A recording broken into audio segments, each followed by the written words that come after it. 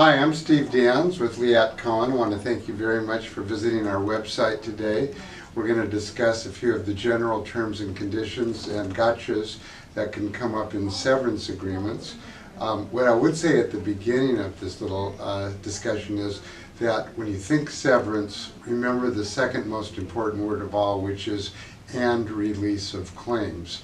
Because a typical severance agreement is something you're not required by law or contract to get, but basically they are asking you for something in exchange. So what Liat and I like to do is find out from you what exactly is the information that you have, the complaints that you might have made as, for example, a whistleblower, the claims you may have for discrimination or retaliation based on your bona fide complaint of age, sex, race, etc., discrimination.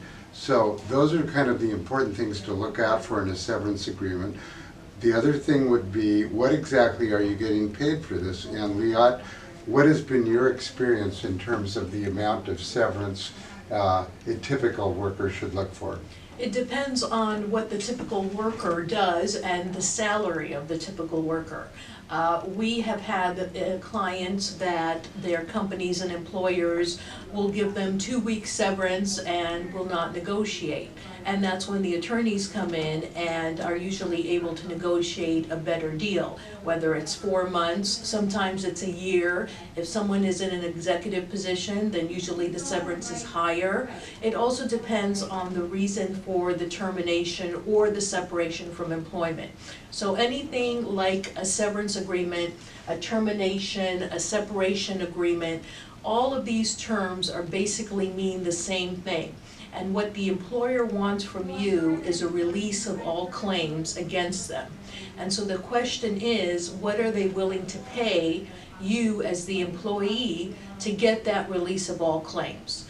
And along with the money aspect of it, there are other sections of the separation agreement that are very important to look out for, including whether the employer tries to sneak in a non-compete agreement, which is not valid in California and under California law, whether there is a disparagement or non-disparagement clause in there, whether they will pay for your COBRA or health benefits after your termination.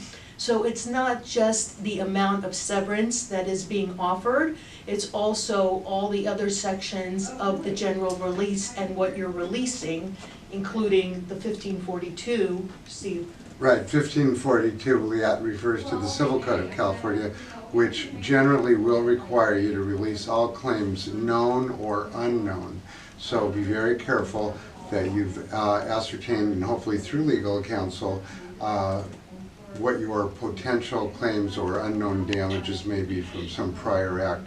The other provision that we have found, which is standard, is what's called a liquidated damages provision, where you are agreeing to pay a flat sum of money if you disparage the company or you disclose the amount of the confidential severance agreement. Because what Liat and I have found is that companies do not want the other employees to know what you got, because that would open the floodgates. So you need to be able to negotiate a reasonable liquidated damages provision and non-defamation. You want to make sure that not only do you agree not to defame the company, but they agree, A, not to defame you, and B, even better, trying to get a favorable reference, especially if you've been a long-term employee who needs that reference to further your job search. So basically what a severance agreement is a puzzle with a lot of moving parts and a lot of moving pieces, and it's individually catered to the employee. And the most important thing is that every severance agreement or separation agreement, or whatever the employer wants to call it, will tell you to contact an attorney and have an attorney review, and usually give you at least 21 days to have an attorney review. And it's very wise to have an attorney review that agreement for these little tricks and little pieces of the puzzle to make sure that it perfectly fits your situation. Stephen Dans and Associates, we are proud to offer a free 30-minute consultation. We can do it over the phone. We do severance agreements not only at our main offices, but through the phone and email, and happy to help you out in that way to get cut right to the chase.